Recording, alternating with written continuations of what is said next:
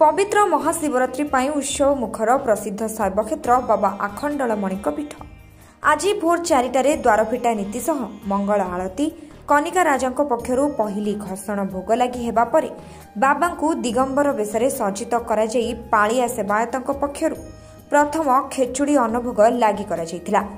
सकाळ 5टारू आगंतुक श्रद्धालु भक्त माने धाड़ी दर्शन रे जाई बाबा को दर्शन करने सह पूजा अर्चना करुछंती। संध्यारू राति 12टा जाए 4 प्रहर घर्षण भोग सह रुद्राभिषेक और जलाभिषेक नीति सरिबा परे राति 1 सुनावेश दर्शन और भोर 4:30 रे महादीप मंदिर चूड़ा को उठिब।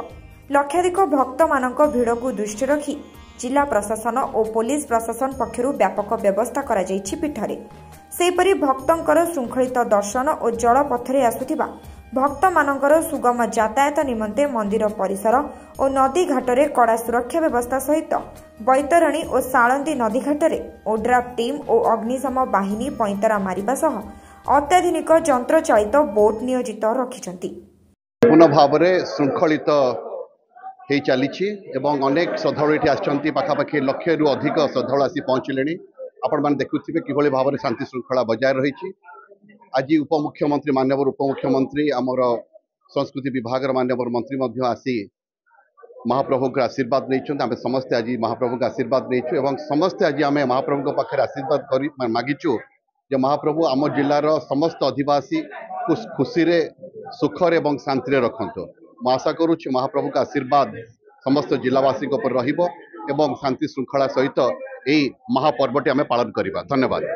व्यापक police plus 26 platoon police force अच्छी सत्वे माइनर इरिटेंट्स कौटी होची किंतु बाय एंड लार्ज सब भल चलती लाइन स्मूथली जाकि भक्त माने श्रृंखलित दर्शन कर।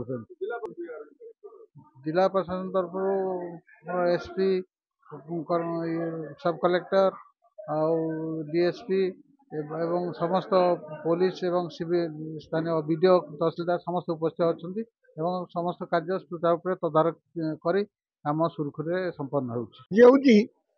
महाशिवरात्रि 4 राति थाए ओरात्रि मोहरात्रि कालरात्रि शिवरात्रि। ये शिवरात्रि हूँ मुख्य कारण ये जो आखंड पीठ आज लक्षाधिक लोक जो बेश को ठाकुर देखापी सुनावेश देखापी जागर जालियापी आज भक्त मैंने आसछंती। सकाळ 4टारू पहर खोलला पालिया सेवकर घर्षण है कनिका राजा घर्षण बर्तमान भक्त मान घर्षण भोग चलती। ये चलो संध्या 6टा पर्यंत 6टा पर प्रथम पहर द्वितीय पहर तृतीय पहर चतुर्थ पहर से राति 8टा हो 8टा भितर परिष्कार हो परिष्कार सारापर मंदिर दुआ पकड़ा हम दुआ पकड़ा सारा ठाकुर बेश आरंभ हम जो सुनावेश कि भक्त मैंने सुना ठाकुर जो 12 तारिख सुना अच्छी से सुना सब आज सब ठाकुर लगी हे ये हूँ महाप्रभुर बड़सिंगार बेश हम बेश सारापर घी गोटे महादीपार पलमर 30-35 किलो घी गोटे पलमर जीव 7-8 दिन पर्यटन जलिब। ये दीप कौन से ओडिशा मंदिर ना जहाँफल कि उठे केतले ना थरा कि खरा ब्रह्मी मुहूर्त ठाकुर कति ये महादीपा उठिब।